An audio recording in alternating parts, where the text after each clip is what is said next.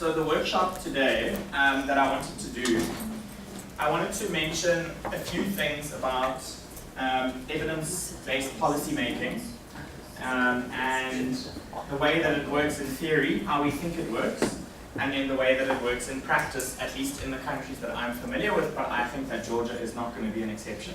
Things like politics play a role. This is universal, this is not just that's all countries. And then I want to speak briefly about capability traps, and what are the different ways of approaching those. And then lastly, talking about something that's been very helpful in South Africa, which is something called the binding constraints approach. In other words, it's a format of prioritization. When you've got lots of different needs and questions that are being asked, and you only have limited resources and limited human resources, how do you decide what to prioritize on, basically? So in theory, this is what we like to think of as the way policy making is meant to be based on evidence. So we start out, sometimes we have projects that are like this project. Project A, this is the scale. So you could think of this as students or teachers or schools. If it's happening in 5 schools, it would be a very small scale intervention, or with 5 teachers, for example. Whereas if it was happening up there, it would be a much bigger intervention. Let me just move these out. So this, and then on the y-axis over here, you can think of the rigor of evidence that's supporting this particular policy. So some policies have a lot of support. In other words, there might have been a study that was done locally in Georgia, in the language, done in a large sample of schools, done very rigorously, and it has conclusive findings. Then it would be high up on this axis. So that project A is very small, but it's been done very well. So there's quite a lot of support for it. More typical than that is we get projects like this. In other words, they've now expanded into lots of schools and they're working with lots of teachers, but there was actually weak evidence that they should have been rolled out in the first place. So often it's because of political imperatives, or a new minister comes in and says, I want iPads for all children, or they want to change the textbook, or whatever it is, and then it gets rolled out across the whole country, irrespective of how much evidence there is for that thing. You don't want to be there. That's not a good place to be in. Because we typically think that for something to work, there needs to be evidence that it works. If we thought that good ideas improve learning outcomes, or good intentions improve learning outcomes, everyone would improve. You know, there's very few countries, even dictators, want their education systems to improve. Lon Pritchett has this thing where they ask a whole bunch of bureaucrats and civil servants across all types of countries.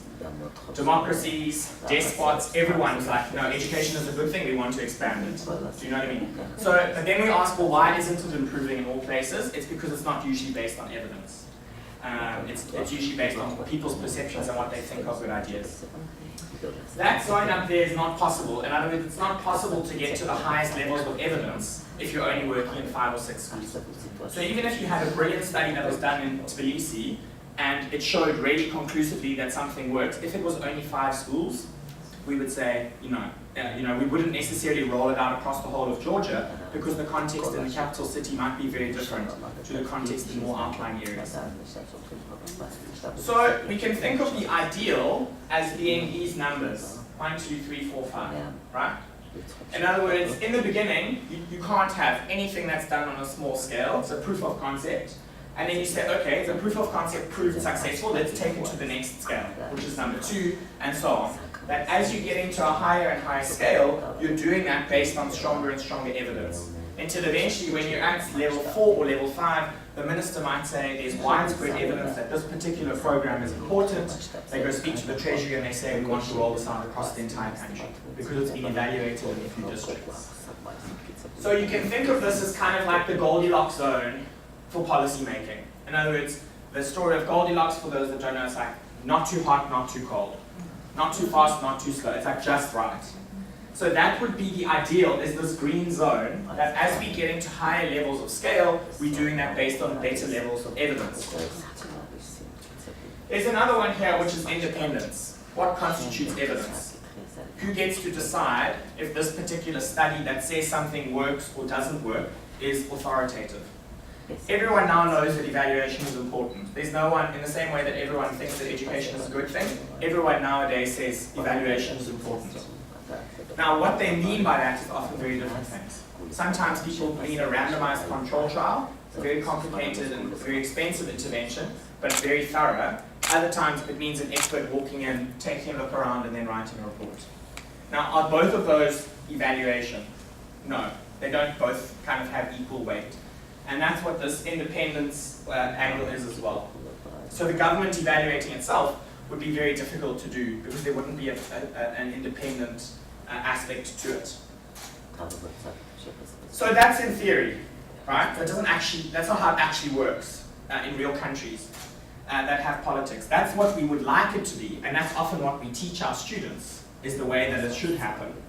And then when you're actually dealing with ministers, and you're dealing with parliamentarians, and you're dealing with the kind of back and forth of democracies and politics, which I think everyone here is probably familiar with, that's not actually how it works. So I've put there, there's a great quote by Lon Pritchard, where he says, we often think that there's some benign dictator who's sitting there just waiting for evidence. And once they receive this evidence, they then act on it. But the binding constraint is they're just waiting for good evidence, right? And he's basically saying here, there's almost no evidence that that's true. So there's massive evidence that governments do not implement many projects, proposals, and programs that are cost effective. There's some things that we know from multiple contexts are very effective programs, and many governments don't do them.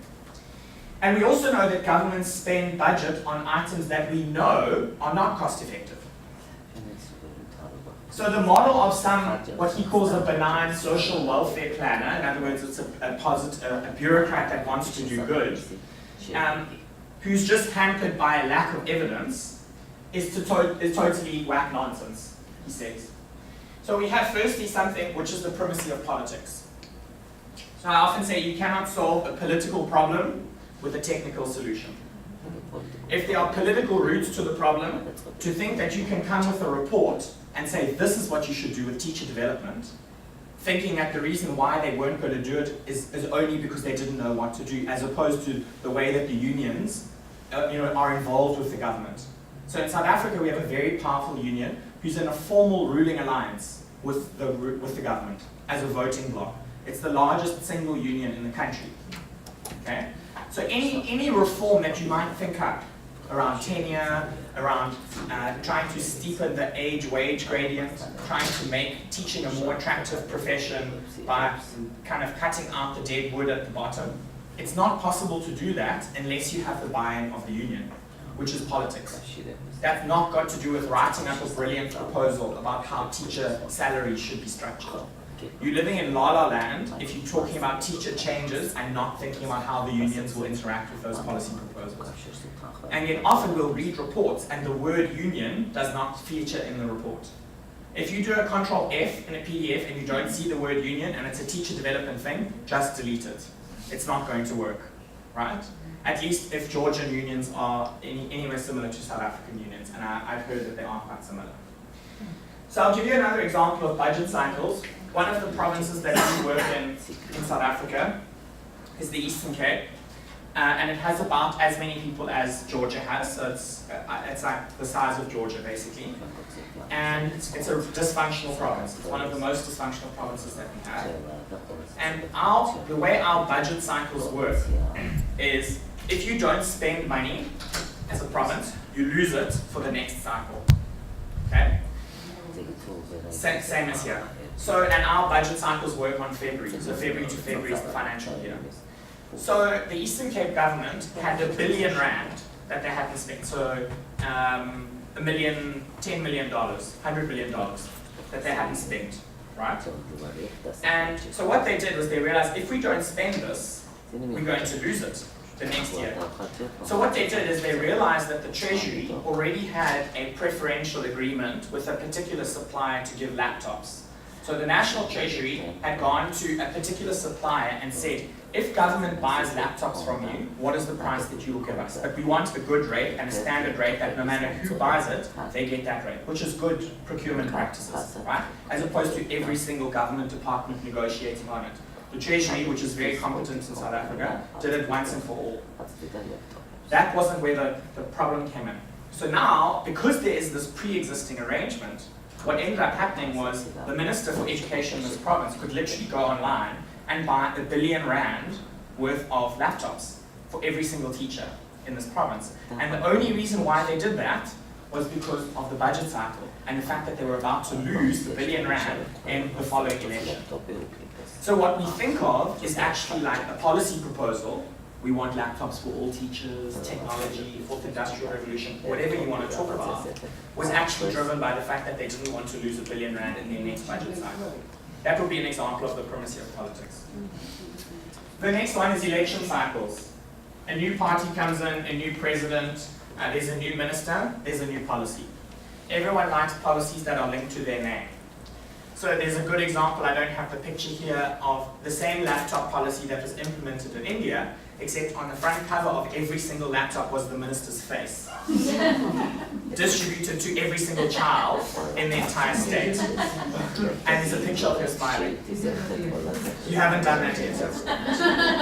Okay, maybe it's still coming. But the problem is that it's very difficult to plan unless you have very strong institutions that are built in a way that are different to the election cycle, to plan beyond a 4-year election cycle. I don't know what the election cycle is in Georgia, but many interventions, for example, around teacher development take longer than 4 years. So creating the types of social compacts that you need, that irrespective of who's in power, what ends up happening is the same kind of trajectory of teacher development that you're working on, for example.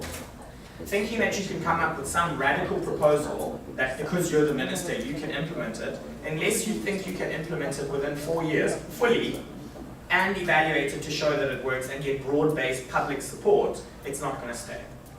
And the reason why the broad-based public support thing is important is that's the only reason when people don't mind keeping on the previous person's projects, is if they take it away, if there's public outcry.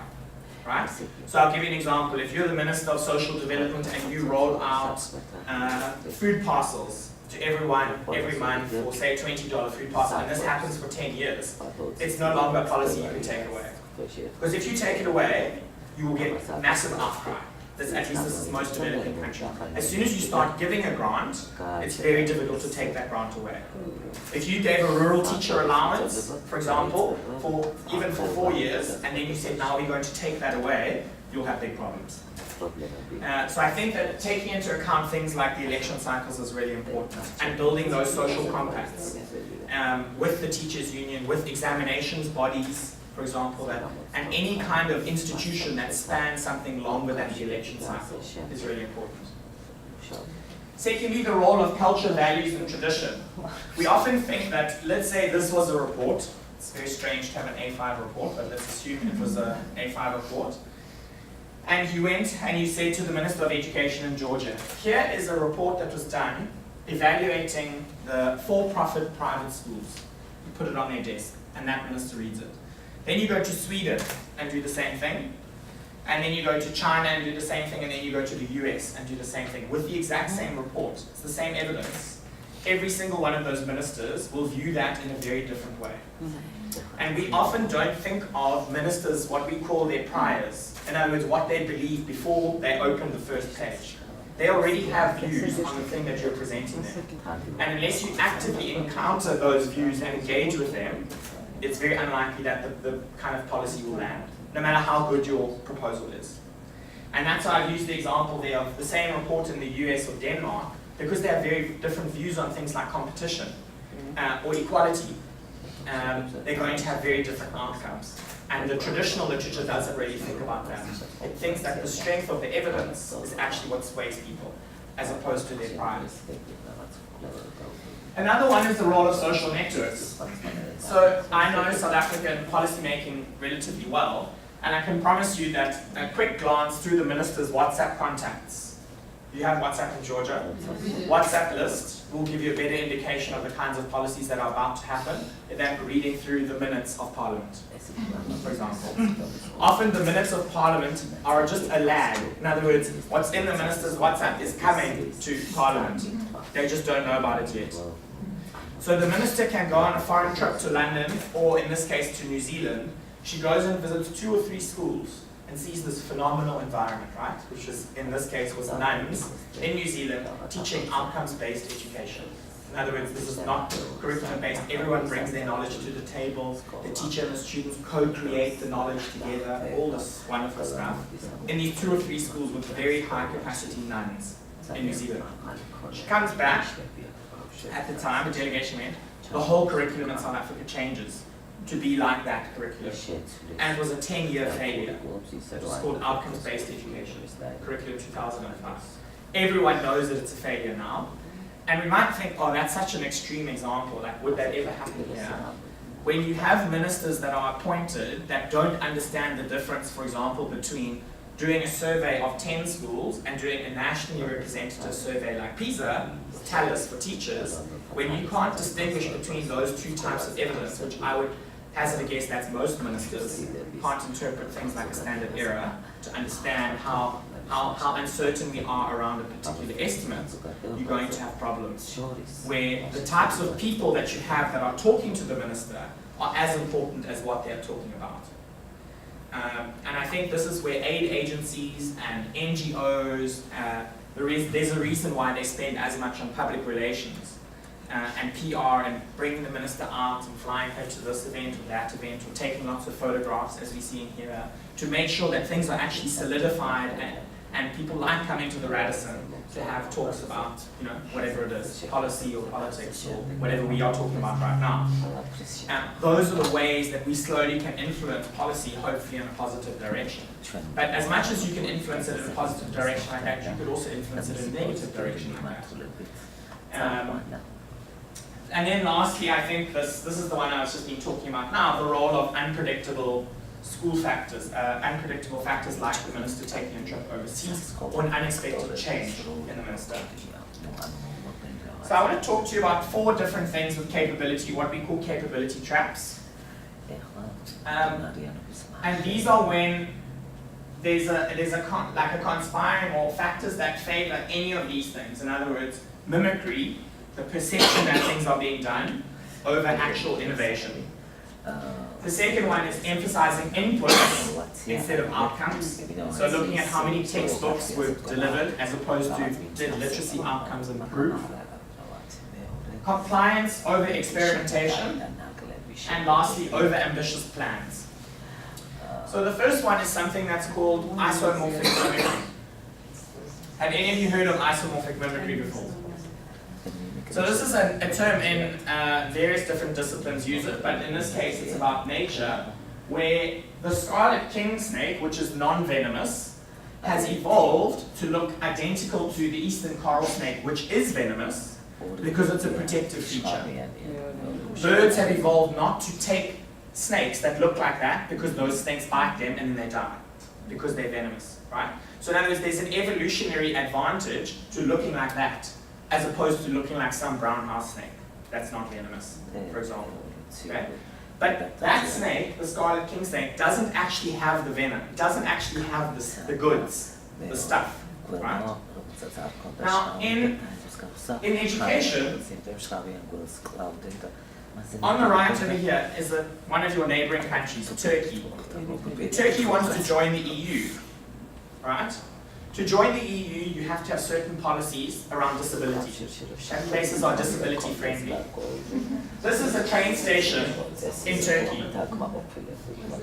That there's a wheelchair ramp to get up to the top level, so that they can tick and say, we have a wheelchair ramp at this many train stations, right? But immediately after the wheelchair ramp, there are more stairs. Which means this is an example of, it's a tick boxing exercise of we need to say that so many train stations have wheelchair access. As opposed to, can people in wheelchairs actually get on the train or not? In this case, they can't. And in many instances, we end up conflating those 2 things. So what something looks like compared to what it can actually accomplish. And this is particularly true with developing countries. I won't assume any of these things for the Georgian context because I don't know the Georgian context at all. Whereas I do know the kind of sub-Saharan African countries and West African countries and some South American countries as well. And when you are developing quickly, there's often a tendency to fall back on making stuff look very similar to what it does in a functional system. as opposed to it actually performing the function of those things. So you might have a postal service that looks like the German postal service. You walk in, you might get a ticket, you walk to the next station and you sit down. But the question isn't, does it look like the German postal service? It's, does it operate like the German postal service? Do things get delivered without exception within 1 or 2 days? That's the thing we care about, right? We don't care if the post service looks like the German one. We care, does it function like the German one? And in that case, we could insert anything, not just a postal service. Your education management and information system. How many teachers there are in the system, their ID numbers, how regularly that's updated. Does it work for the Georgian context, or have you imported it from somewhere else and kind of used whatever features they have, as one example. And I think this is really critical, where there was the notion where the World Bank went around saying best practice, best practice, best practice. This is what best practice looks like. Just implement this in your country. And a lot of people are like, they were forced to, because the World Bank is influential. Or we could use USAID, use any of the donors. It's very difficult to say, that's not going to work in our context because of blah, blah, blah, blah, blah. So then they end up just forcing the square peg into the round hole, and you just keep stamping it until it kind of looks like it fits, but it doesn't actually fit. Right? The next one is inputs over outcomes. I think it's an instructive exercise as a policymaker to go through all of your list of things that you are currently held accountable for, if there are any things. In many instances, people aren't held accountable for anything. But if you messed up on these 10 things, you might lose your job, or you might not get a promotion. If you wrote down those lists of things, how many of them are about outcomes? Literacy rates, grade repetition, which I don't think is such a big issue in Georgia. Number of matric passes, matriculation results, number of people that are going to university and succeeding, PISA results. Those would all be outcomes compared to inputs. How many school has textbooks? How many of them have toilets? How many teachers have gone on professional development activities? Classic input. We think that it's a good thing if we can say 10,000 teachers went on professional development activities. We should not be asking that question. We should be asking, did they learn anything? So an outcome version of the teacher professional development is, have you done a metric to figure out if they learned the thing that they were meant to learn on that particular thing? And this is unique to particularly donor-funded things. So if we went to VW or General Motors and we asked them, and this chairman stood up and said, we doubled the amount of money that we spent on cars. We doubled our input costs. What would the shareholders say? We didn't care what you did with input costs. So tell us about profit. Tell us about the outcome. Tell us about the thing that we care about. How many cars did you make? How much profit did you make, etc. Yet in education, we often say we spend twice as much money on fill in the blank. And usually the fill in the blank things are good. Building schools, teaching professional development, textbooks, etc. But there's this assumption that just because you spend more money, more good gets done. And we need to actually interrogate that assumption. The next one is compliance over experimentation. I think it's really important to ask whether the education system or the part of the education system that you are in have influence over is compliance driven. In other words, there's a list of things which you have to do irrespective of its link to an outcome that we all care about, or is it experimentation driven, where you might get told your area of responsibility is this thing, this is the outcome that we will hold you accountable for, and you need to figure out what is the best method of doing that. And usually it's not an individual task, usually it's a collective task. So a group of people, a subunit of 10 people, for example, would be tasked with, you need to come up with a plan that reduces this or increases this, go and find out a way to do that. And then they're held not for just coming up with a plan, but whether or not it does actually increase or decrease the outcome. That could be an example of experimentation. The one thing you do need for experimentation is objectively verifiable or measurable outcomes. The problem is if you don't measure it, if you can't measure it quantitatively, it's very difficult to determine if it improved or not. Then it's just your word compared to my word compared to the next word. So Mr. PISA, Andreas Schleicher, he has this great quote where he says, without data, you are just another person with an opinion. So unless you have data that points to what you are trying to say, your opinion is as good as the next person's opinion. Or alternatively, your opinion is better than whoever has less political power than you. So the person who has the most political power, their opinions matter the most. As opposed to, this data is so strongly suggesting this particular thing, that even if you are the president, if you go against this, the evidence will wipe you out. We had this in South Africa around antiretroviral therapy, which is the treatment for HIV, AIDS, where the president, Thabo Mbeki at the time, denied the evidence and said ARVs actually cause HIV, as opposed to is the treatment for it. Everyone around the world had already resolved this. Clinical trials had been done. It was very conclusive that the evidence was pointing in one direction. He nearly lost the presidency because of that one thing. He eventually reversed his thing. It doesn't matter how much evidence, it doesn't matter how much political power you have. If there's absolutely conclusive evidence of something, which is very rare in education, it is possible that you can kind of discard the politics of it. Most times it's not that severe. But if you could think of something that's now being thought of as very successful in the Georgian context, if a politician went against that, there would be, they might get kicked out because of it. And they know it, which is usually why they wouldn't do it.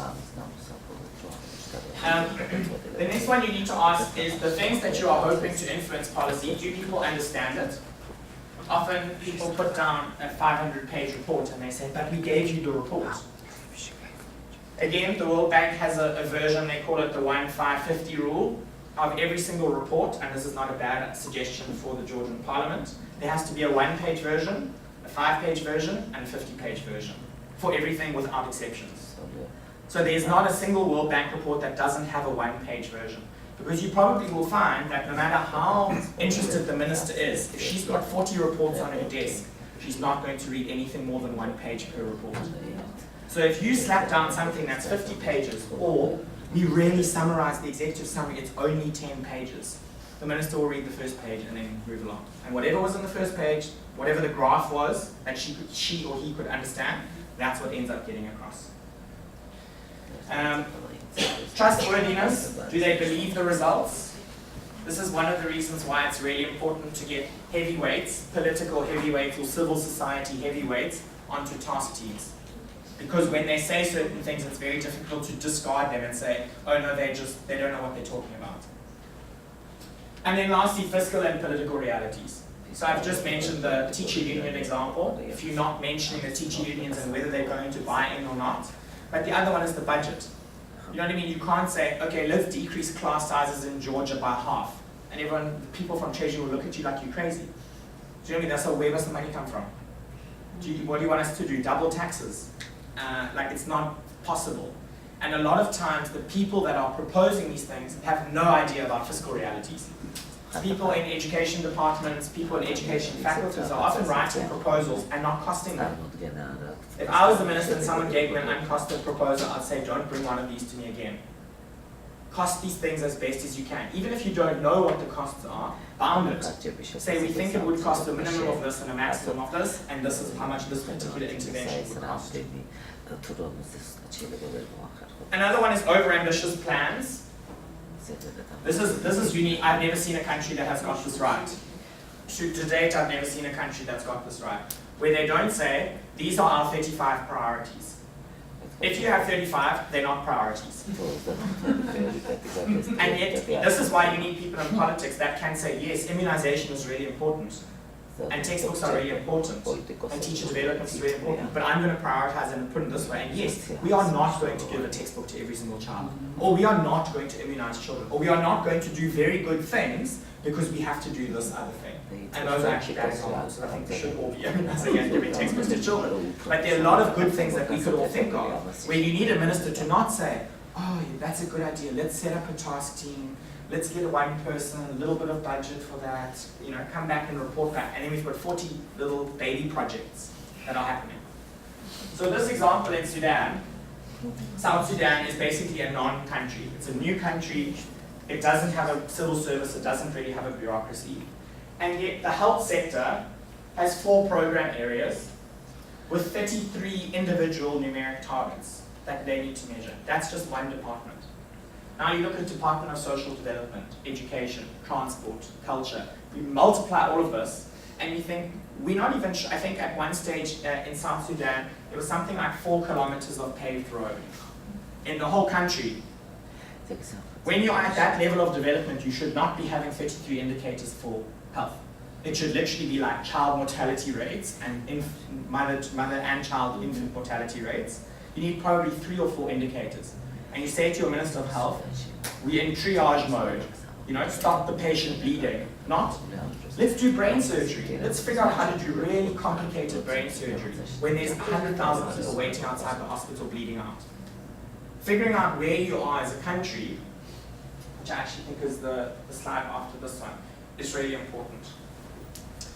The MDGs and the SDGs, I think, are a good example of this. MDGs were good, SDGs were bad. SDGs, of course, they're a good thing as well, but the fact that we have, how many of them are there? 18, 16, 17. The fact that there are 17 of them means it's much more difficult to rally support, and particularly when they're extremely vague, right? Peace and justice, strong institutions. And the lion shall lie down with the lamb. Do you know what I mean? It's like waving a wand and saying there shall be houses for everyone in Georgia. What does that mean? Who's going to build them? How much do they cost? What is the deadline? And this is where I think this is a helpful question to ask for the Georgian context. Because in a regional context, if you look at the whole of Europe, Georgia is not a very wealthy country compared to other places. So if you look at the analogy of horses as being states, if you have a horse like that, this is a strong horse, it's capable, and it's willing to pull something. You can have another type of horse that's capable and willing, but it's not so strong. You can have a bureaucracy that is capable, but it's very stubborn, because it doesn't like to change. The Indian bureaucracy is very much like that. You've got some exceedingly bright people as civil servants. They don't like to do things that they don't like to do. You can have another one that's not domesticated. In other words, that would be an example that's not even really a state. It has the form of a state, but it's not really a state. You have other ones like Mauritius or Seychelles or the Maldives. These are such small bureaucracies, such tiny states, it's very difficult to think of it as an example that you would want to emulate, right? So I'll give an example with Seychelles. When Seychelles takes part in SACMEC, which is like PISA, they don't sample, they just test all the schools, because there are only like 200 schools on the island. So the point of sampling doesn't make sense. They just do a census every single time. And then you get these last ones, which are, you know, it's not really a horse at all. It's something else. It's not really a state. What you're looking at as a collection of an education ministry, if we think of it as that, has the form of it, it has a title, but in reality, not really. Liberia is an example of that. In Liberia, you go and you walk in, you go to the Ministry of Education, you can literally just keep walking and open the minister's door and sit down and talk to the minister. And there is only about 3 or 4 people that work in the ministry, which is one of the reasons why they favor this whole outsourcing approach that you might have heard of, kind of trying to get private actors in to manage part of their schools, because there's so little capacity. And the reason why this is helpful is if you are there, capable but stubborn, the types of reforms that you are going to be proposing and thinking might work are very different to strong, capable, and willing. So if you're in the German bureaucracy, just as an example of a strong bureaucracy, but there are many examples of that, you can have a minister who changes direction, and as long as they do go through the right processes of consultation, they say this is the new process of assessment, they actually have the expertise to do that. In South Africa, and I don't know the context in Georgia, the minister did a similar thing. They decided they want to do a national assessment. Every single child is going to be tested, but we went from having no primary school exam to assessing every single child in grades 1 to grade 9. That's 9 million children every single year.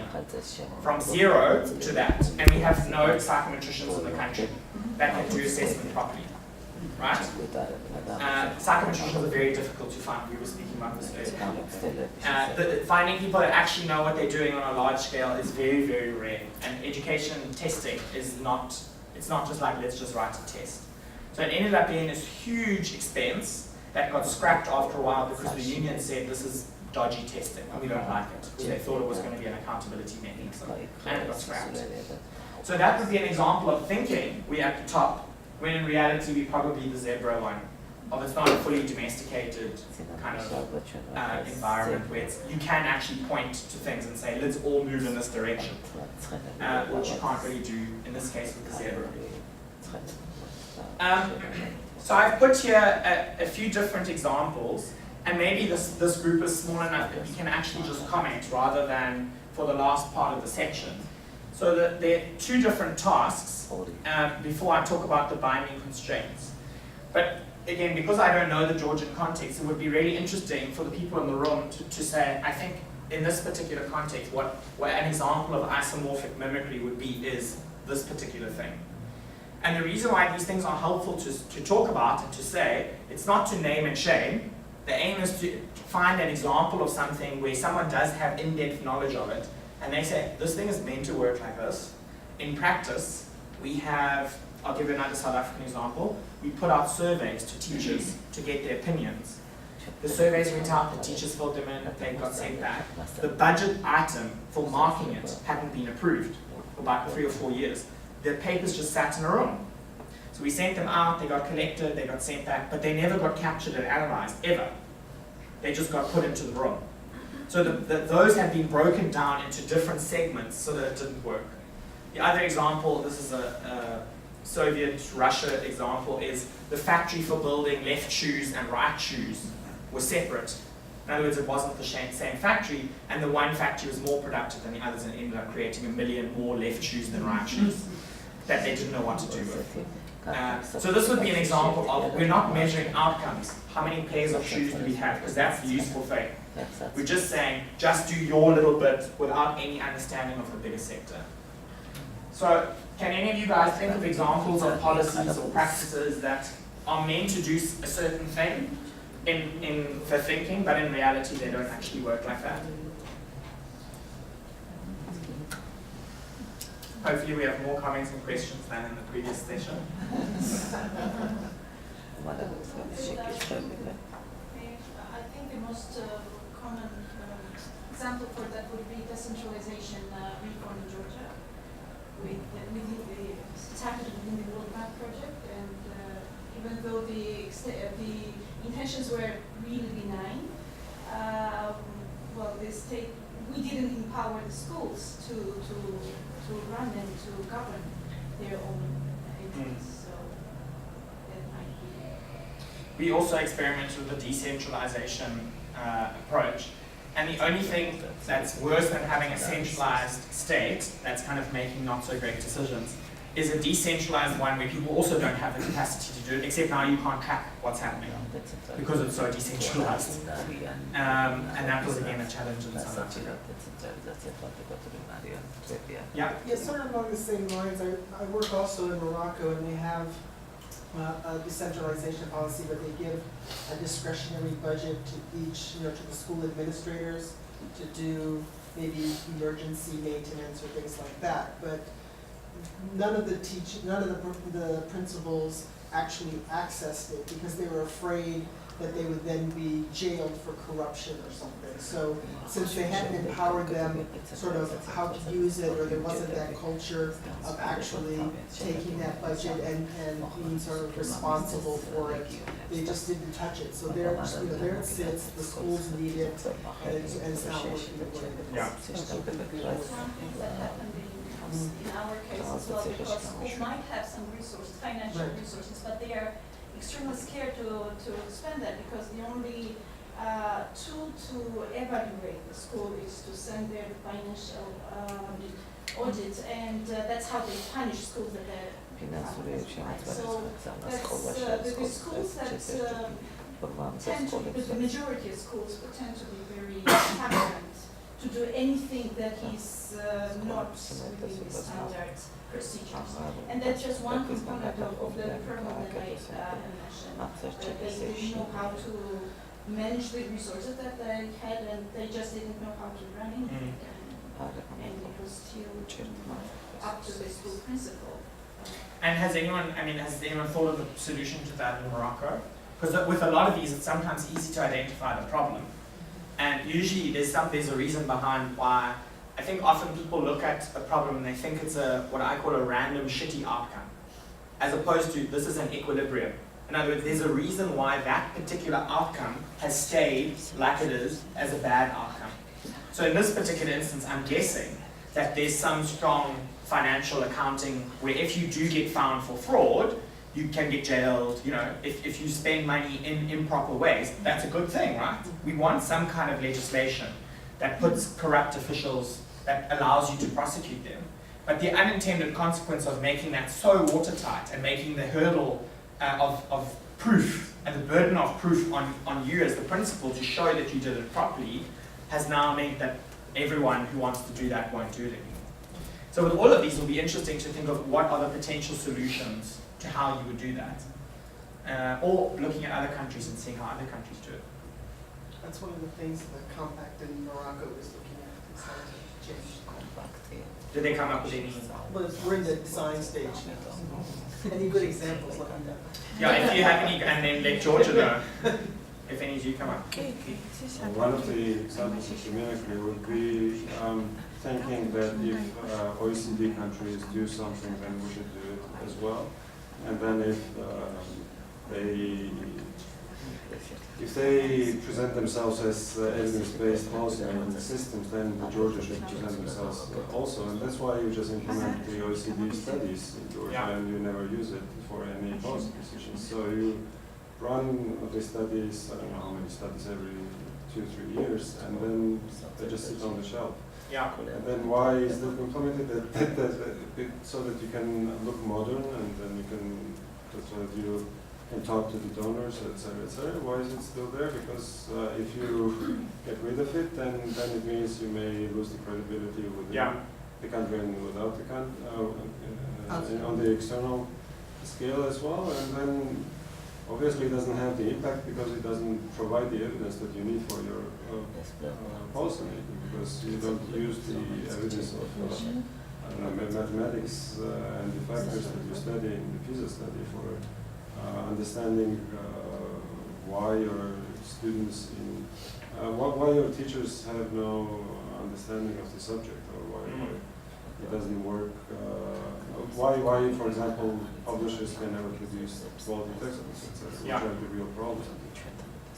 So I think with the OECD one, so I worked with the OECD for a while, and particularly looking at PISA for development, which is not the PISA that Georgia takes part in, but it's for Senegal and Zambia and other countries where they're trying to make PISA an easy assessment so that other countries can participate. And it's very interesting to ask the countries why they want to participate in PISA.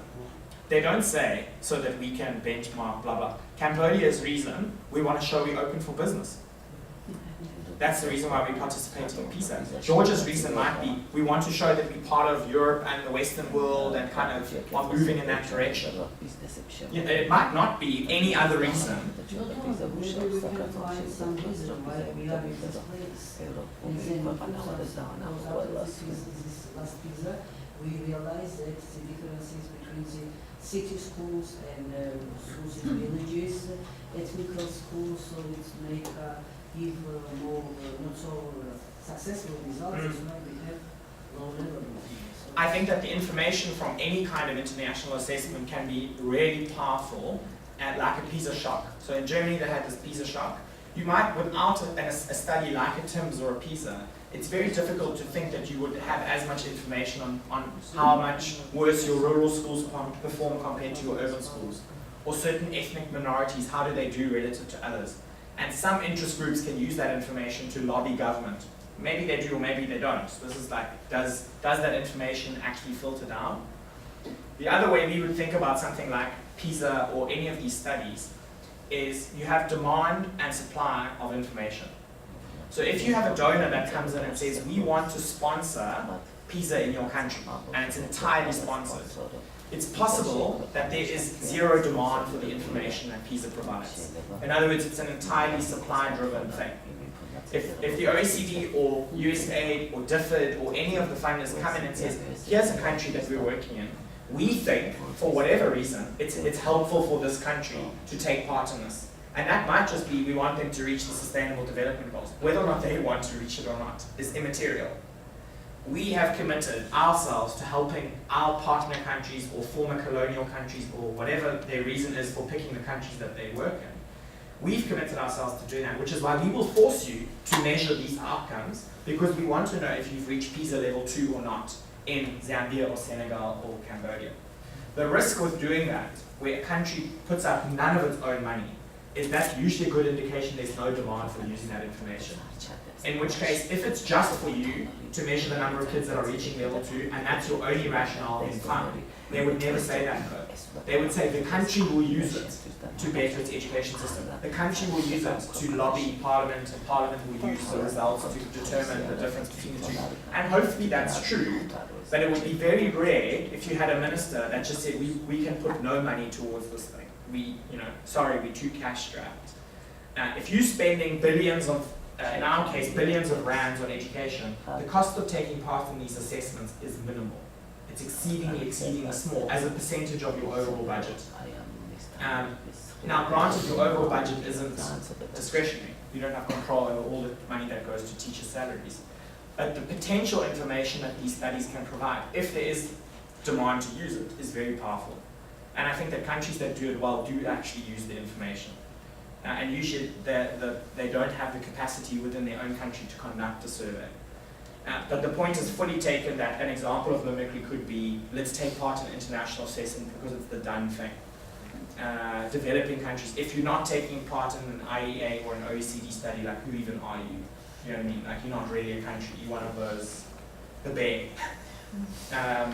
Or you are not a democratic country because you are not accountable towards your public. You want to hide how bad your education is. That's the point behind it. No, I mean, I'm not, and I say this not as someone who supports, who's very pro-OECD. I think PISA can be very helpful.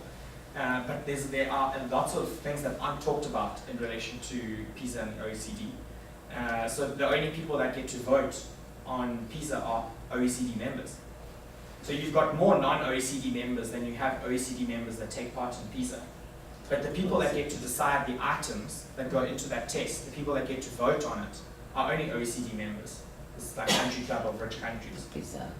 There are lots of those kinds of questions where people in Georgia, if you guys were saying, if we were testing this, we would actually want more questions on the lower end of the scale.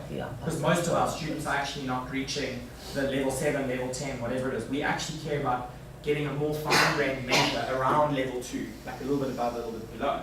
Whereas the majority of OECD countries are saying we don't actually care that much about there because most of our students are over here, which is the reason why PISA-D came up as a big problem. Because if they wanted to measure accurately in those countries, they needed to go down, which is why they created a whole new one. But yeah, point taken. PISA is maybe an example of isomorphic mimicry, or state legitimacy. Any other examples of this? Yeah.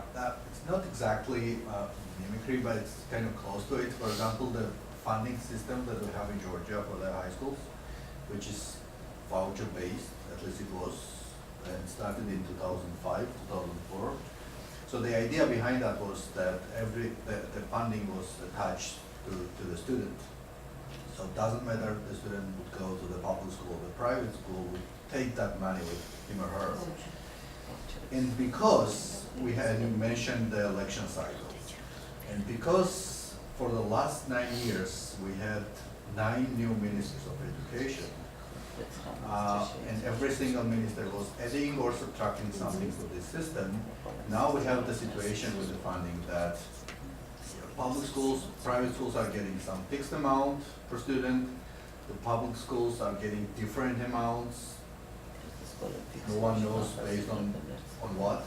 So the idea was that the initial good idea behind this voucher system that would increase the competition among the schools, etc., now has transferred to no one knows what. And that happened because every new minister was claimed to be a reformer, starting the new reform, and as you have mentioned, never ended up because their lifespan is just 1 year or something. And for myself, I think we in Georgia will lack this, how to say, long-term vision. Where are we going? What are we planning to do with education? And maybe that's also got to do with coalition building that's independent of election cycles. So as much as the minister might change and official policy might change, a lot of countries, and I don't know what civil society or assessment bodies or the teachers' unions, sometimes it is possible to get a group of actors that are sufficiently aligned, that want education to improve, and that all agree on some relatively fundamental issues of what needs to change. And that whether the minister comes and goes or not, and that you probably will realize it's like a Venn diagram. Most of the things won't overlap. Finding things where the teacher unions agree with the assessment body, which agrees with some powerful religious organization that's for education, that overlaps with some kind of political party's mandate, and saying that that overlap is what we're going for. Whether the minister comes or goes, I mean, if you have another 9 ministers in the next 7 years, you're probably also unlikely to reach the goals that you want, if it keeps changing like that. But if you had a coalition that said, we don't actually mind which of these ministers comes or goes, I'm trying to remember We need which to kind. have them as an executives, not as reformers. Yeah. But the problem is then they're even less likely to stay if they don't have their vision for why they should stay. And also it sounds like there's momentum now. If you've had it happen 9 times, I mean in South Africa we are quite scared that both of the last 2 presidents have been recalled by their party, that you start setting a trend, that it's okay to recall a president as opposed to waiting for the election cycle to come. Likewise with the minister, I almost feel like there should be a government policy that says, this is ridiculous, we can't be changing the education minister there needs to be a decision that the next one we keep for at least 3 years, kind of to try and break the spell of massive churn of education ministers, because that doesn't help anyone.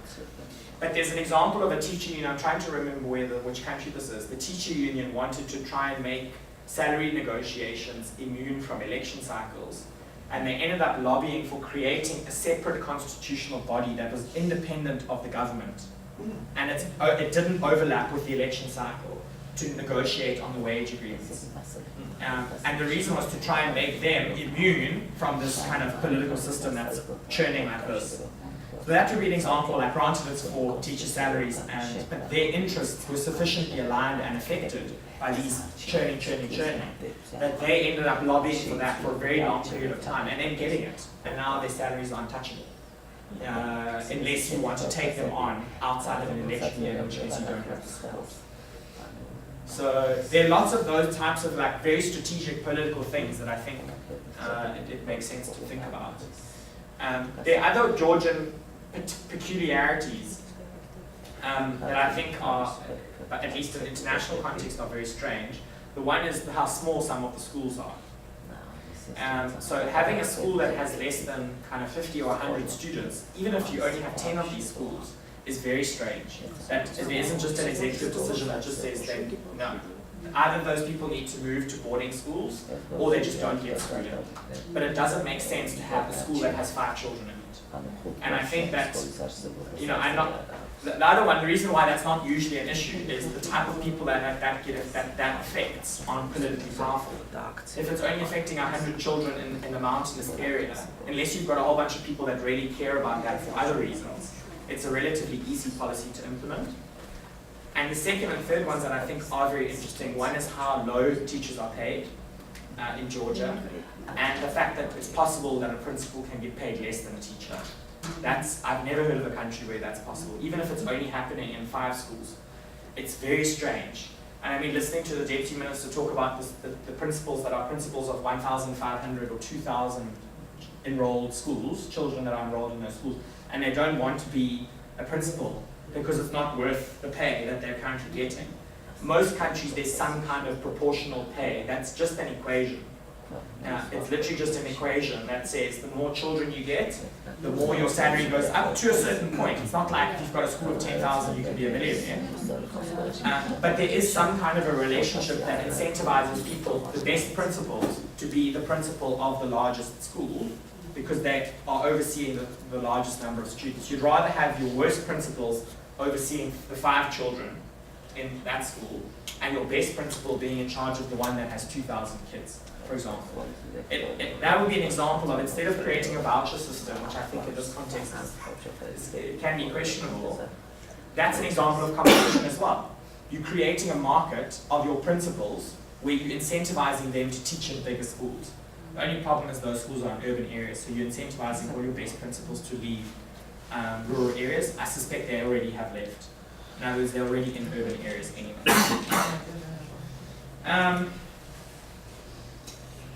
This next task, before we talk about the binding constraints, I think rather than break into groups, that is what I originally thought of doing, is picking a policy goal and coming up with the different goals. The first one I wanted to do, so I think most of you would have heard about these before. For goals to work, they have to be specific. They have to mention specific things. They have to be measurable. In other words, they have to be quantifiable. They have to be attainable. You can't be aspiring to be like, we want to be Finland within 2 years. It's like, oh, wonderful. Do you know what I mean? We all have dreams. You have to be realistic, and otherwise you have to allocate time, like actual deadlines to it. Not just, we want to improve literacy rates. It should be, we want to get to this percentage. If we're currently at 48% of kids that reach level 2 in PISA, by the next cycle we want to get to 58. In other words, that's the same trajectory that we're on, plus a little bit extra as a goal. Not, we want universal literacy within the next 5 years. Maybe you have to say that for politics. Often what the minister says on the election platform is very different to what they say behind the scenes. Do you know what I mean? The minister says, I can't go out on a policy platform that says we want to improve our PISA score by 10 points. It's not a very sexy goal. Do you know what I mean? Sometimes you need these flashy goals, which is like iPads for all children, or internet to every single school, or some kind of goal like that. The negotiation process is between the technocrats and those politicians to come up with a happy medium, where the politician says to the technocrats, give me something I can get votes for. Something sexy, something but that's not going to be too expensive. And the bureaucrats are saying, okay, do whatever you do, don't say this. Please do not say that you will provide a school for every single child, even if they are in the most remote areas. And it's usually Treasury that says this, not the Education Department. It's usually Treasury when they sit here and be like, this is our budget, and this is what we've promised. So now we just have to decide which ones are we not going to do. It's impossible to do all those things with this money. And then they look like the bad guys, because they're the ones to say, or girls, because they're the ones that say, sorry, we're not going to do that. Whereas ideally there's an overlap, there's like a compromise and a trade-off. And that's also the mark of a functional state. Dysfunctional state, so this happened in South Africa with higher education funding. The president announced, uncosted, that there would be free higher education. In other words, he hadn't consulted with Treasury. He just announced this as the president's prerogative, which he can do, and then after the fact, made sure that he had the political backing to say it. And he did. But the point is, Treasury was like, we found out about that on the TV when everyone else found out about that. That's an example of the planning process that's now broken down. Because if you want to fund free higher education for everyone, that sounds like a great initiative. We've currently got poor students that are being denied access to university because they can't pay fees. No one is denying it's a good thing. But should we now take the child support grant out of the mouth of a child? Should we decrease the number of hospitals and clinics? A lot of times politicians don't take that into account, that everything is a trade-off. If you're deciding to spend money on that, you're not choosing to spend money on something else. So if you had to think, first of all, if we had to ask everyone here what you think are the top 4 goals of the Georgian education system, do you think you would all agree? Are you likely to agree? What are some of those examples? So in other words, I'm sure there are many things that Georgia wants to do with its education system. But if you had to say, based on the president and the minister and the announcements that have been made and the policy statements that have been put out, if you had to say, what are the top 4? If we could only have 4, what would they be? After several days sitting in this room, who would it be? But if pre that, what do you think they would be? If anyone survives. So in other words, does it radically change from minister to minister what the 4 are? Is there no continuity of minimum infrastructure for everyone? Or so one is minimum infrastructure for everyone.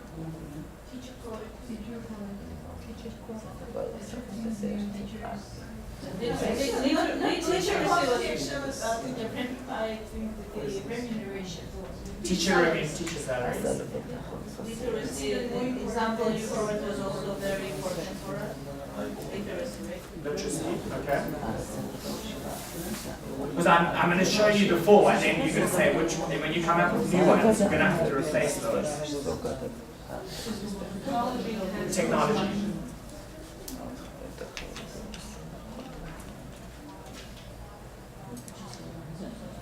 So minimum infrastructure, safe schools.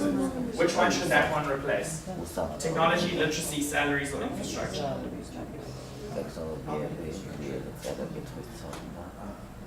So the reason why I'm doing this is not to say that you can't have lots of things. We could have a list that's listing 400 things.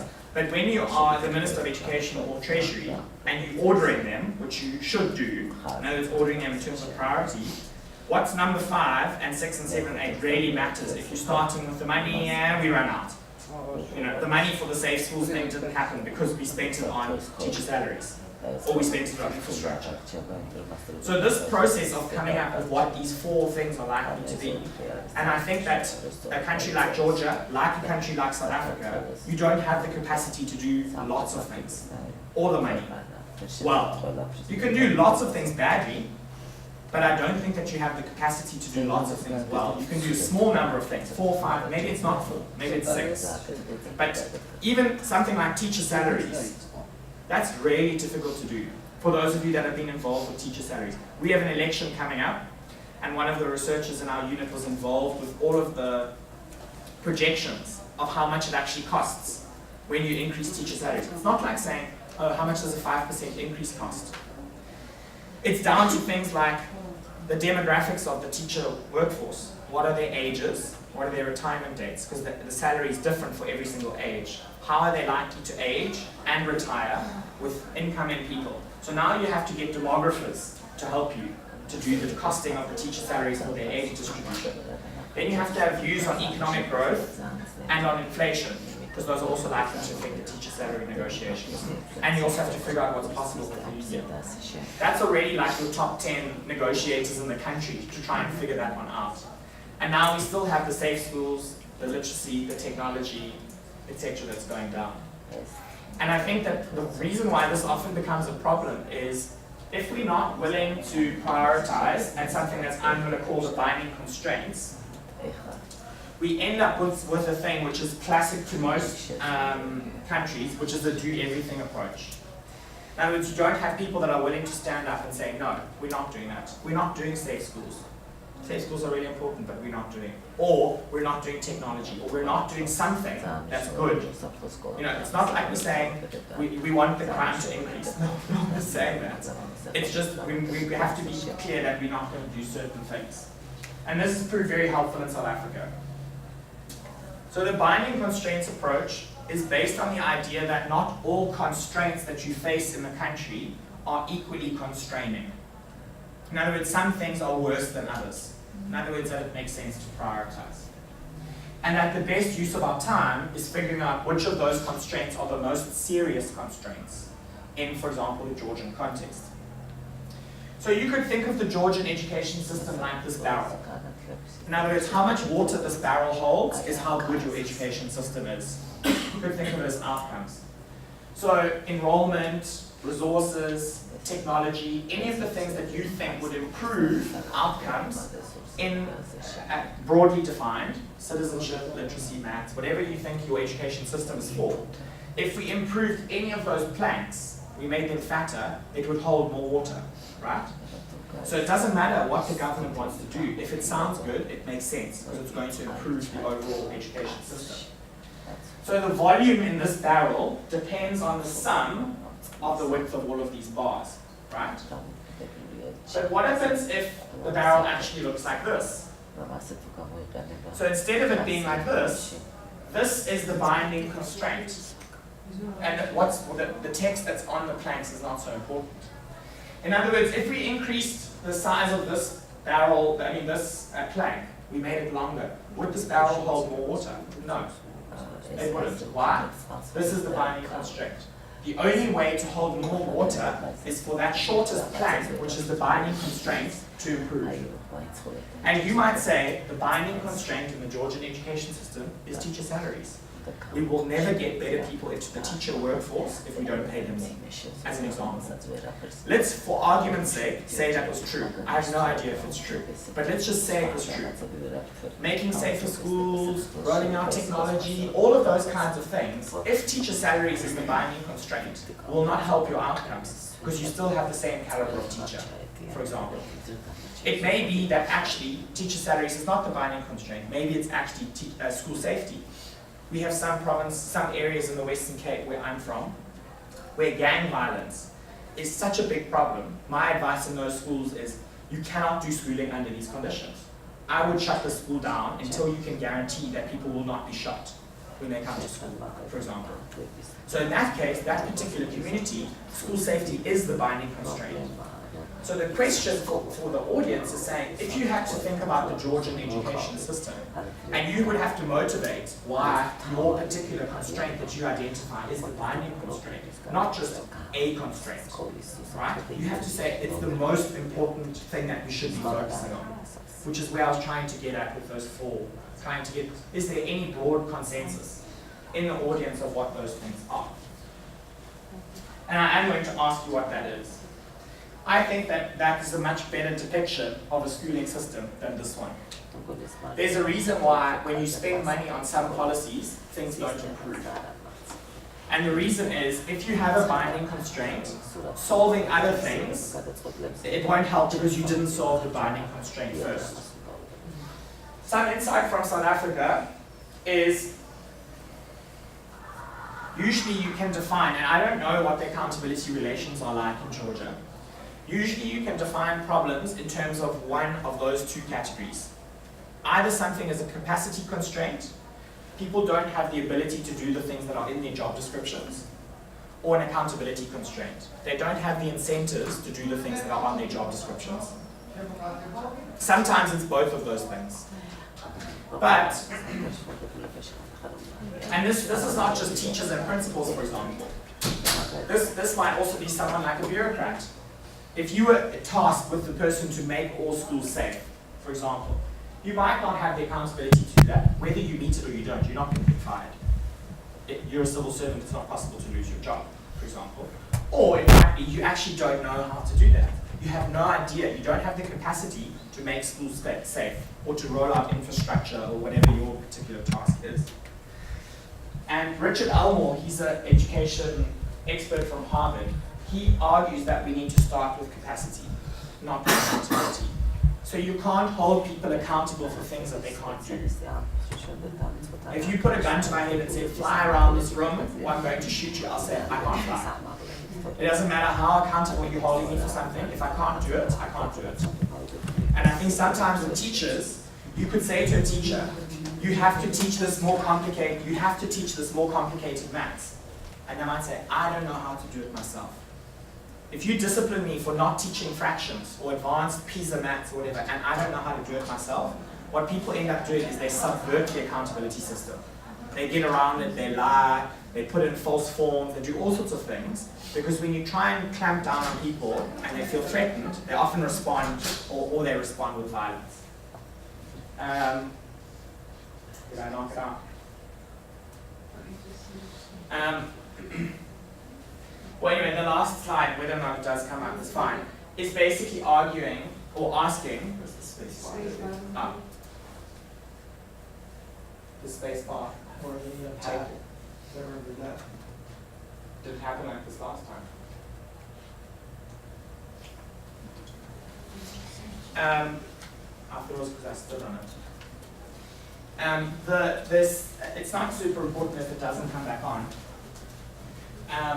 The question which we asked in South Africa was, what is the binding constraint in the South African education system? And ended up coming up with 4, this is the only one that you can't see, but I can tell you what they are. We said, at the top level, you have an accountability constraint and you have a capacity constraint. And at a classroom level, you have accountability constraint and a capacity constraint. At the top level, which is the bureaucratic level, the accountability constraint is undue union influence. In other words, the teacher union, in South Africa it's called SATU, South African Democratic Teachers Union, has undue union influence to go like this or go like this to any policy. They have veto power over everything. There's a very big problem with that. The second one is that many of these bureaucrats that are in high office, for example, subject advisors, actually don't have the ability to advise teachers on improving their capacity. In other words, they aren't able to offer support. You mentioned teacher development. Those people actually aren't able to offer meaningful teacher development. At the classroom level, again, an accountability constraint and a capacity constraint. The capacity constraint is that teachers don't actually know how to teach the things. There we go. At a classroom level, which is the yellow one here, we work on what's called the instructional crawl, which is also one of Richard Elmore's ideas. He says it doesn't matter what you do in an education system. There are only three things that you need to care about: the student and the teacher in the presence of content. You have to be able to change at least one, but preferably all three of those things to have an improvement in outcome. And when we say the student, we mean student engagement. So you can either make the content more challenging, or you can get better or more motivated or cleverer or whatever teachers, or you can get higher levels of student engagement. That's it. There's nothing else that you care about except those three things. The only reason why you care about technology is because we think it might improve teaching, or it might improve student engagement, or we might be able to get better content. But it's a very helpful lens to have, and he calls that the instructional crawl. And that nothing is important except that it goes through that. Anything that's not that is a proximal factor. In other words, it's outside and will eventually go through those things. The reason why we care what universities are doing when they're training teachers is because we think it affects teachers. The reason why we want parents to be involved with their kids, we think it involves student engagement, and so on. So these two factors, we know that, for example, in South Africa, 79% of grade 6 maths teachers can't do grade 6 maths. So they can't get 60% correct on a grade 6 maths test. Massive problem, right? What do? You can't fire 80% of teachers. Even if you could, politically, who do you replace them with? It's not like there's this gigantic pool of knowledgeable people that are waiting to be employed. And teachers are actually very well paid in South Africa. And then we also have wasted learning time. Teachers actually only teach about half the lessons in the year that they're scheduled to teach. In South Africa, it's not so much because of teacher absenteeism. It's because even when they are on the school premises, they are in the staff room or they're sitting down, they're not actually actively teaching. And that's a massive problem. So this process of coming up with those four was an example of prioritization. So this was an EU-funded project, which is actually the way that that arrangement works, which is kind of similar to the MCC. The European Union goes to the South African presidency and says, we will pay for research to be done, but you have to decide on what research you want done. And the logic is that if they decide, they will pick things they actually want research done on, and therefore they will use it. As opposed to them saying, we want research done on this, and we hope you're going to use it. Slam the big fat report on the desk and say, use it, and they say, we will use it, and as they walk out, they just chuck it in the bin, because they weren't involved. Whereas if they say, the only thing we care about is teacher salaries, like our country might go bankrupt because of teacher salaries, they at least get to tell the EU, please can you fund reports on teacher salaries, for example. So in this case, South Africa had just had a planning process called the National Development Plan, which is our overarching for the whole country, plan to 2030. Big process, everyone buys into it, no one opposes it really. And because it was in that spirit, what the presidency said to the European Union was, we want support for how to prioritize. We don't know how to prioritize. And then we had submitted this proposal to say, let's develop a binding constraints approach to help them prioritize based on their constraints. There's about 13 different papers that feed into this. It's not like you can just run the PISA data, run a regression on the PISA data and see which is the largest coefficient. That's not how this stuff works.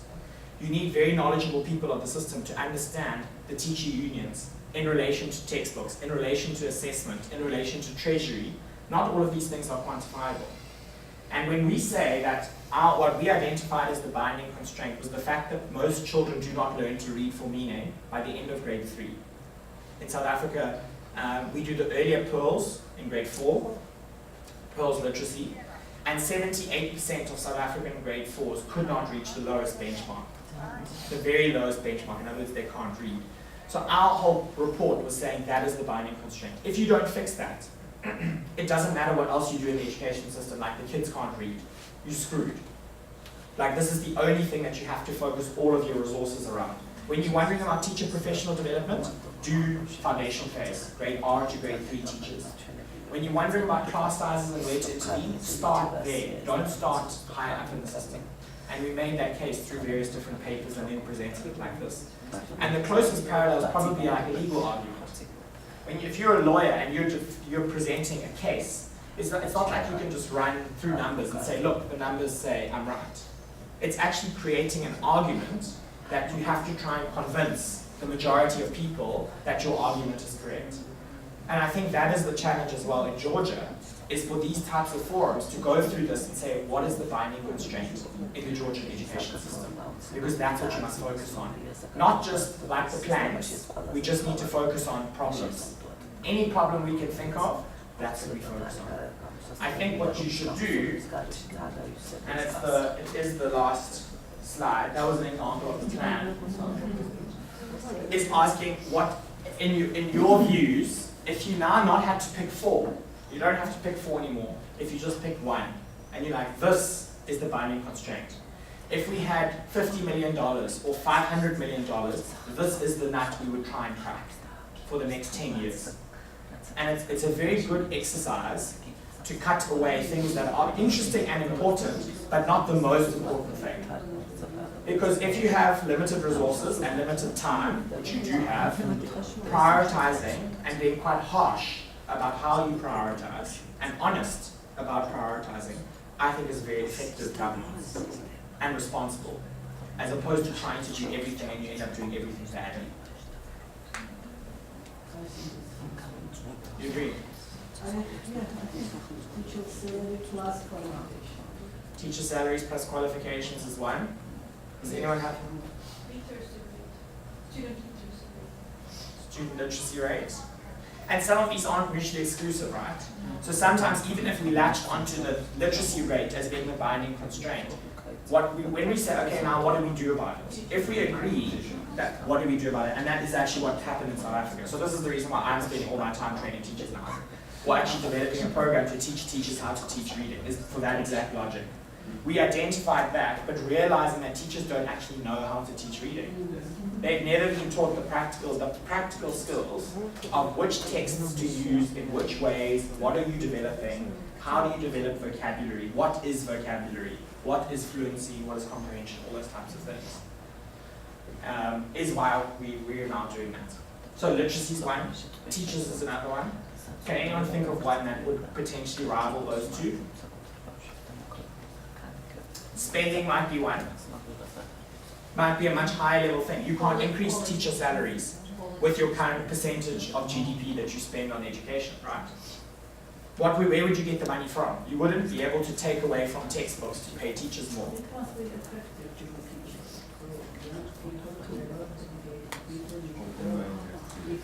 But if you pay 1,500 lari to a teacher, which educated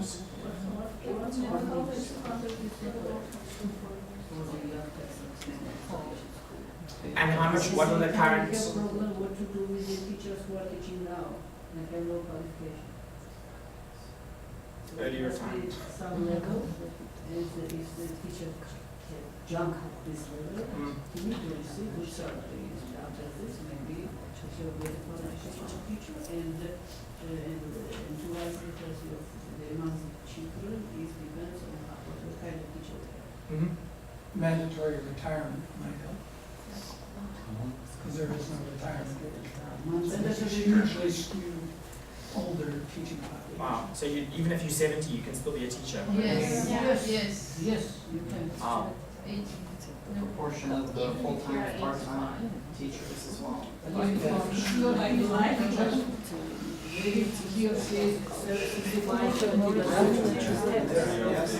so many part-time teachers.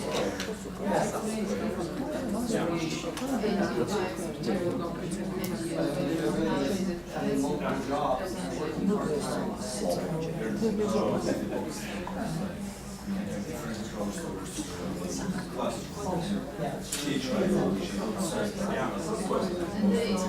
the system does not open the door for the new entrance.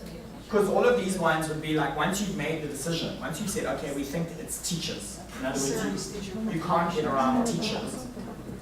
You almost need a big whiteboard where you've got lots of these post-its and you're saying, okay, what are the two categories of teachers? One is pre-service and one is in-service. Then you have the people that are passionate about pre-service to go here and be like, what are the major problems around pre-service? The entrance requirements, like how long the qualification is, whatever it is. And then these types of concerns, retirement age, the fact that you can have an 85-year-old teacher, etc., are all in-service concerns. And figuring out, even if you do solve pre-service, at least in South Africa and most other countries, it will take so long for that trickle of 5% of teachers that are coming into the school system each year. You would probably need a big boost. And some countries have done that. South Korea did that with English teachers. They were like, we have a big problem. If we want to modernize, the kids need to be able to speak English. And by the way, I think this is true of Georgia as well. If you're a small country, if children do not speak English, it's going to be very problematic in a globalized world. Kind of end of story. I don't see how you get around that. But then the question is, do you have enough teachers that can teach English? In South Korea, they were like, no, we don't. So what they did, and they had quite a lot of money to do this, they literally just said, anyone that is first language English internationally, we ship them in. I'm sure you guys have heard of this. We expect many South Africans to go as well. We also had the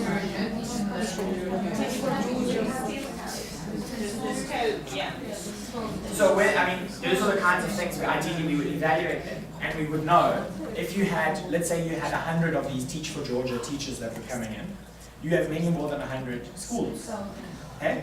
60,000. So if you said we're only going to do it in this district, the way that we would evaluate that is you've got the school leaving results.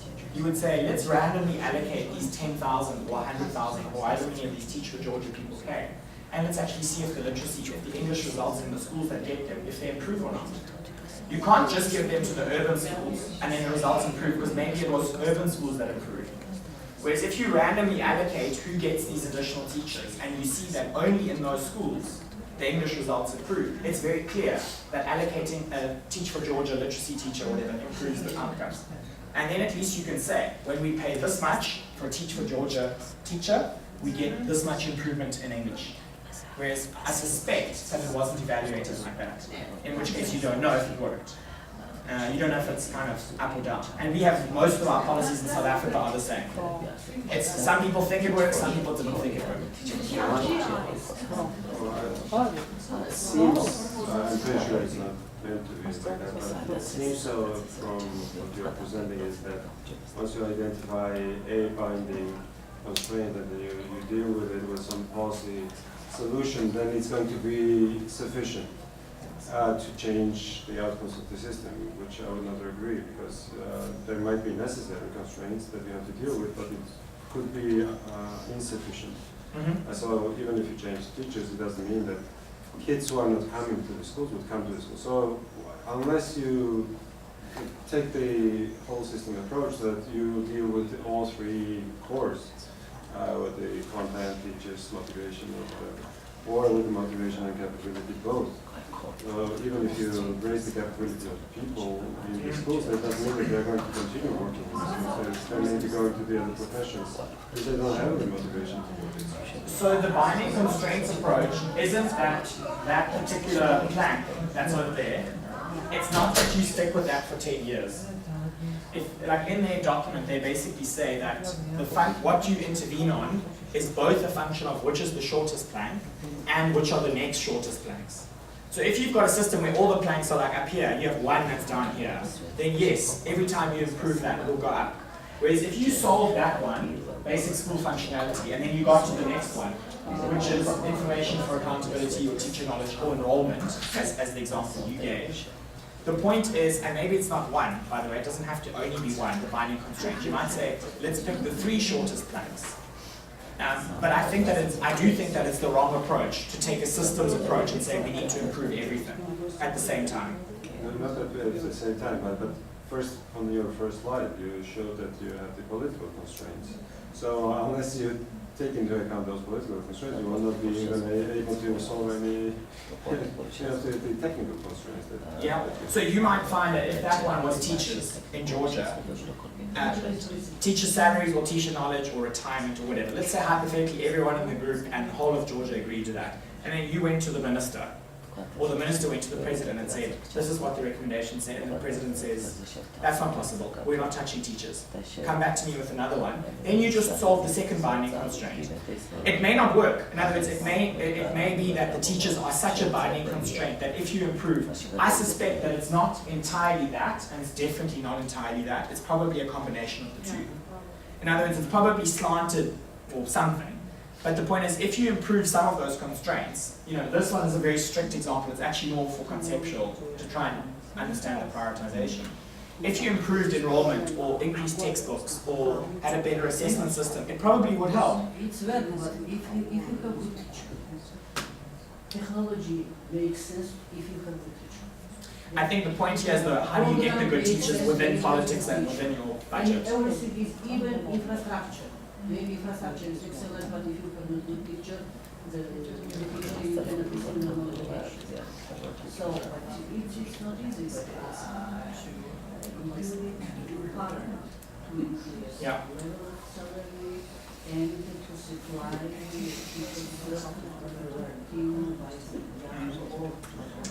And I think this is where international organizations can help, because if there was consensus that teachers, and this is not, by the way, this is not the process where we decide that teachers are the most important thing. It's not just the 20 people that are in the room that suddenly say, yes, teachers. We actually need to document all of this with work and expert interviews with lots of people and feel like it's a consultative approach to doing it. But let's say hypothetically you did come up with that. Once you have that consensus, it's much easier to go to the USAIDs of the world and whatever that do have influence over those policy-making processes, to lean on and say, not just take PISA, but you really need to fix teachers. In other words, like that is what we're getting from all our consultants and experts and whatever that we hire. We're hearing that they're saying that's the most important thing in Georgia. In which case it might not just be let's fund infrastructure improvements and let's fund teacher development or whatever it is. They might say let's try and persuade the government to take on these particular issues. And that is a function of how influential international donors are. So in Malawi, in Kenya, in Liberia, the foreign budget is more than the local budget for education, like whatever they say goes. In most other places, in Turkey, in South Africa, in various places where the budget is large, they don't care about the sustainable development goals. They say, yeah, whatever, just do your thing. Like we care about our own local goals. Those are the ones that we will hold ourselves to. Yeah. I want to go back to the point of raising teacher salaries. That is not a fix for anything other than keeping the teachers from starving to death. You can raise the salaries, but the reason to raise the salaries is not to give teachers more money so they'll teach better. That's not why they aren't teaching better. Raising salaries is a way to get better people into the job, but that won't happen unless you get the people who are there out of the job. So raising salaries by themselves does not get you anywhere. Yeah, and that's an example. There's a study in Indonesia where there was a doubling of teacher salaries and had no impact on learning outcomes. Don't connect this with qualification. We need salary plus qualification. And that's why I think if you did identify what you thought of the binding constraints were, you would then sequence reforms and you would come up with things like, we don't think that just increasing teacher salaries in the absence of anything else would make a difference. And maybe what you need to do, if you are only going to affect new teachers anyway, it would be expending your political capital on only paying those teachers more, which is politically impossible, to just pay new teachers more than old teachers, for example. Good teacher. Or good teachers. Say you have to do, everyone has to do a board exam. I don't know where the sticking points are in the Georgian education system and who has the power. But that's where you need the local experts to determine what those are. But I do think that the message that I'm trying to impart here is that the process of prioritization is the right one when you have limited resources. Period, end of story. Like, if people don't agree with that, that's their view. I think it's very difficult to think that a process of prioritization, it needs to happen when you have limited resources. It's going to happen anyway, is the other FYI. The process is whether it happens willingly or whether it just happens like, oh, we ran out of money. We started at the top of the list and we ran out of surnames when we got to K. And we're going to carry on with the rest next year once we have more budget, which also happens sometimes in some countries. What do you do where the binding constraint is something social or religious or something? Like in some countries where they say, no, girls should not go to school, or or you have an ethnic group that doesn't believe in something, In that case, what is it? I mean, I think it would just be a question of how do you solve that particular binding constraint. It doesn't change the fact that it is the binding constraint. It probably means what we should be spending our time and resources on is engaging with that community if it's a community that doesn't believe in the value of education, or PR campaigns. Pakistan did this around kind of trying to create cartoon characters and like all sorts of quite strange things to try and change the perceptions of girls in education. Looking at other countries where they have managed to enroll lots of girls. I don't think that you say, oh, well, because it's cultural, like, what can we do? The one that I would think you actually can't do much is if it's fiscal. So let's say Georgia was going into recession now for the next 10 years. You're not going to be able to increase teacher salaries. Like, it's just not going to happen. So those are the kinds of constraints where you actually have to look at this with the politics and with the fiscal constraints and say, what is possible? But whatever is possible in terms of money and politics, like at least spend it on where you're likely to have the highest bang for your buck. At least that's the approach we're trying to take in South Africa within political realities. And I would say that 70% of this is politics and 30% of it is technical. Maybe it's 60, I don't know. But the point is we often look at these things as if they're technical and they're not. Usually when you look at the binding constraint, the reason why we haven't managed to solve it, some countries that's not true. In Namibia, they didn't know how many teachers they had. The way that their payment system worked, if you submitted your ID number and you hadn't been paid before, you would get paid. Now the problem is that doesn't have an exhaustive frame that says these are all the ID numbers, and if you've been paid, then you can't be paid again. So they would just keep paying people until the budget ran out, and then stop and be like, sorry, if you're not paid, you're not paid. So going through the process and saying, okay, first of all, you need to figure out how many teachers you have. Another one is like in South Sudan, it's like you need to do a census because you don't know how many children there are. After that, you need to figure out like ID numbers for these children. You need an exhaustive list of ID numbers. Depending on if you are at the zebra/bear level of state development or the shire kind of horse. I think it's figuring out where you are in that process and then thinking of appropriate, prioritized things to deal with at each of those levels. Some of them it's like just getting physical bodies into buildings that we call schools. There's no learning, but the social contract is to show people that education is important and that they are valued, and that they're not just like, oh, whatever, we don't care about you because you live in that region. They build a building and they say, you're welcome to come. We would call it the ritual value of schooling. An adult walks in front of a classroom of 200 smaller people. They do certain actions, the smaller people do certain actions, and they both go home. It's a social contract that learning is not part of that equation. But they feel like they're getting education, which means they're part of the broader social contract. Which is tragic, right? We think that the only reason why schooling is important is like 80% learning and like 20% socialization, whereas there it's all just socialization. And some people think that's a necessary stage before you get to learning. So that happened in Mozambique. They doubled their enrollment within 7 years. Had 1 million kids and now 2 million in the school system. Night shifts, morning shifts, afternoon shifts. Teachers, if you try and find double your teacher workforce in 7 years, you're going to end up with unqualified people. Yeah. So I don't know if there are any other questions or comments. Otherwise I think we can close it there.